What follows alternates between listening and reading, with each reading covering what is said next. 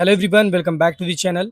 यूपीटीएससी AKTU counselling में जो query आपने रेज करी है उसका सोल्यूशन नहीं मिल रहा है, तो इस वीडियो में मैं स्टेप बाय स्टेप बताऊंगा कि किस तरीके से सोल्यूशन मिलेगा। तो अभी के लिए इस वीडियो को ध्यान से देखेंगे, एंड तक देखेंगे, सारी चीज़ें आपको समझ में आएंगी कि कैसे क्वेरी को रिजॉल्व करना है, एंड देन क्वेरी को रिजॉल्व करने के बाद क्या क्या डॉक्यूमेंट अपलोड करने हैं, कैसे फाइनल सबमिशन करना है, सब कुछ बताऊंगा।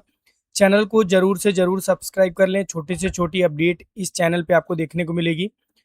और डिस्क्रिप्शन में टेलीग्राम व्हाट्सएप ग्रुप का लिंक है, उसको भी ज़रूर से ज़रूर ज्वाइन कर लें। अब यहाँ पे देखिए, जो ये डैशबोर्ड है, इनका प्रॉब्लम है।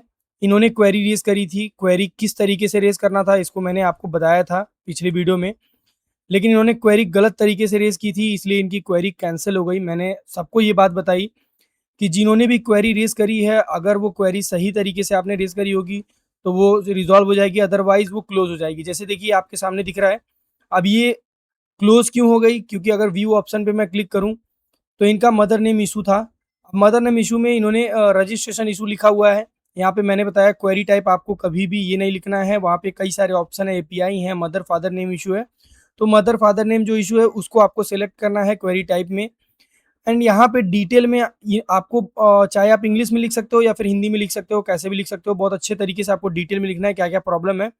और जो ये अपलोड करने का ऑप्शन है, यहाँ पे जेई मेंस का स्कोर कार्ड अपलोड करना है, क्योंकि देखिए इनका रिस्पांस जो है, स्टेटस देखिए क्लोज किया है इन्होंने। यहाँ पे इन्होंने क्या लिखा हुआ, please mention the correct DOB and upload JEE Mains score card. यानी कि डेटा जो अपडेट होगा वो जेई मेंस के स्कोर कार्ड के बेस पे ही अपडेट होगा, इसीलिए इन्होंने जेई मेंस का स्कोर कार्ड मांगा है। तो यहाँ पे आपको वापस से क्वेरी जनरेट करने का ऑप्शन खुल जाएगा अब। तो अब इसके जैसे जिन लोगों का यहाँ पे सोल्यूशन आ जाता है कि क्वेरी क्लोज हो गई, उनको यहाँ पे दोबारा से रेज अ क्वेरी करनी है। और अब क्वेरी बहुत अच्छे तरीके से आपको रेज करनी है। जैसे एक बार अगर क्लोज हो जाएगी, देन उसके बाद नेक्स्ट क्वेरी, इन्होंने दो दो बार क्वेरी रेज करी हुई है, दोनों बार भी जो रिस्पांस आया हुआ है, और रिस्पांस में इस तरीके से लिखा हुआ है कि जेई मेंस का स्कोर कार्ड अपलोड करिए।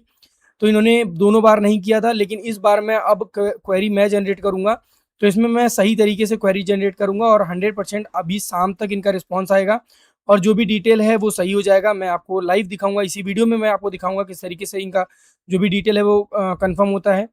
तो यहाँ पे अभी मैं क्वेरी टाइप के लिए क्वेरी टाइप सेलेक्ट करता हूँ। यहाँ पे देखिए कितने सारे ऑप्शन दिख रहे हैं, registration issue, login issue, certificate format, API format, payment gateway issue.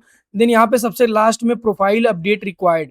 तो ये जो प्रोफाइल अपडेट रिक्वायर्ड है, name, father name, mother name, तो इसके लिए आपको क्वेरी रेज करनी है अगर आपका नेम में इशू है। अदरवाइज अगर आपका रजिस्ट्रेशन में इशू आ रहा है, यानी कि एपीआई फीचर या फिर एपीआई इशू आ रहा है, तो यहाँ पे एपीआई आपको सेलेक्ट करना है। एंड देन अगर पेमेंट में इशू आ रहा है तो पेमेंट सेलेक्ट करना है। सर्टिफिकेट का भी ऑप्शन है, तो यहाँ पे मैं प्रोफाइल नेम सेलेक्ट करूंगा। एंड देन यहाँ पे डिटेल में आपको लिखना है, चाहे आप हिंदी में लिख सकते हो या फिर इंग्लिश में लिख सकते हो, ये लिख के। और उसके बाद अपलोड में क्या करना है आपको, जो प्रॉब्लम आ रही है, जो मिसमैच दिखा रहा है, उसका screenshot, and then JEE Mains का स्कोर कार्ड, दोनों को लेके आपस में मर्ज कर लेना है, फिर एक पीडीएफ बना के फिर आपको यहाँ पे अपलोड कर देना है। तो ये दोनों चीज़ें लिख के और उसके बाद यहाँ पे अपलोड करके फिर वापस से आपको सेव कर देना है। एंड देन उसके बाद क्वेरी जैसे ही रेज हो जाएगी, फिर शाम तक 1 घंटे 2 घंटे आपको वेट करना है, क्वेरी रिजॉल्व हो जाएगी। यहाँ पे अगर मैं दिखाऊं क्वेरी रिजॉल्व होने के बाद किस तरीके से दिखेगा, देखिए ये क्वेरी रिजॉल्व हो चुकी है। यहाँ पे देखिए क्वेरी रिजॉल्व होने के बाद ये जो डेटा है ये वेरीफाइड हो जाएगा। यहाँ पे देखिए mother name match and father name match, and उसके बाद सब कुछ वेरीफाई हो चुका है। फिर यहाँ पे सेव एंड प्रोसीड पे क्लिक करना है। सेव एंड प्रोसीड पे क्लिक करने के बाद फिर आपको ये कुछ ऐसा डैशबोर्ड दिखेगा, फिर वापस से प्रोसीड टू नेक्स्ट करना है। एंड देन दोबारा करेंगे, फिर आपको पर्सनल डेटा यहाँ पे दिखेगा, ये पर्सनल डेटा कुछ इस तरीके से रहेगा। तो फिर यहाँ पे फिर वापस से आपको नेक्स्ट करना है। अब नेक्स्ट करने के बाद फिर 2 डॉक्यूमेंट आपको अपलोड करने हैं। अभी मैं आपको बताता हूँ कौन-कौन से डॉक्यूमेंट अपलोड करने हैं। एक तो 12th की सर्टिफिकेट होगी। इसके पहले ही जस्ट एक एकेडमिक डिटेल भरना है। यहाँ पे आप मैन्युअली भी भर सकते हो और मैन्युअली के साथ-साथ इसको ओपन करेंगे। यहाँ पे मैन्युअली देखिए 2 ऑप्शन दिया रहेगा। यहाँ पे एकेडमिक डिटेल यहाँ पे आपको भरना है, मैन्युअली ही इनको भरना है, क्योंकि इनका जो सर्टिफिकेट है, यानी कि जो 12th की मार्कशीट है वो ऑनलाइन फेच नहीं किया है, तो इसलिए इनको यहाँ पे मैन्युअली ही भरना पड़ेगा। तो सारे जो भी बोर्ड के डिटेल्स वगैरह, यूपी बोर्ड, सीबीएसई बोर्ड, सब कुछ का डिटेल यहाँ पे फिलअप करना है। और सारा डिटेल फिलअप करने के बाद फिर आपको अपलोड वाले ऑप्शन पे जाना है। देखिए यहाँ पे ऊपर अपलोड का ऑप्शन दिख रहा है। अपलोड में 2 डॉक्यूमेंट लगेगा, इनकम सर्टिफिकेट जो कि 1 अप्रैल 2026 के बाद का होना चाहिए, और 12th की सर्टिफिकेट एंड मार्कशीट। अगर आपके पास मार्कशीट नहीं है तो सिर्फ सर्टिफिकेट भी अपलोड कर सकते हो। फिर उसके बाद प्रीव्यू का ऑप्शन आएगा, प्रीव्यू में एक बार चेक कर लेना है सारा डेटा सही है। फिर कन्फर्मेशन पे क्लिक करना है एंड देन पेमेंट वाले ऑप्शन पे जाएँगे। वो पेमेंट ऑलरेडी आप कर चुके हैं तो वेरीफाई हो जाएगा। फिर आपको फाइनल प्रिंट आउट निकाल लेना है। प्रिंट आउट आप निकालेंगे, उसमें आपको आपकी रैंक दिखेगी कि कितनी आपकी रैंक है, कैटेगरी रैंक दिखेगी। उसी जो आपको सीट अलॉटमेंट होगा, यूपीटीएससी में जो सीट अलॉटमेंट होगा वो कैटेगरी रैंक पे होगा। अगर आपको ये नहीं करने आ रहा है तो सिंपली आपको क्या करना है, डिस्क्रिप्शन से टेलीग्राम व्हाट्सएप ग्रुप का लिंक ज्वाइन करना है। वहाँ से आपको मुझसे कॉन्टैक्ट करना है, ये क्वेरी मैं रेज़ कर दूँगा। बिल्कुल सही तरीके से सब कुछ करवा के फाइनली आपका जो रजिस्ट्रेशन है वो कंप्लीट करवाऊँगा। देन उसके बाद आपको आपके रैंक की प्रेफ़रेंस लिस्ट बना के प्रोवाइड करूँगा।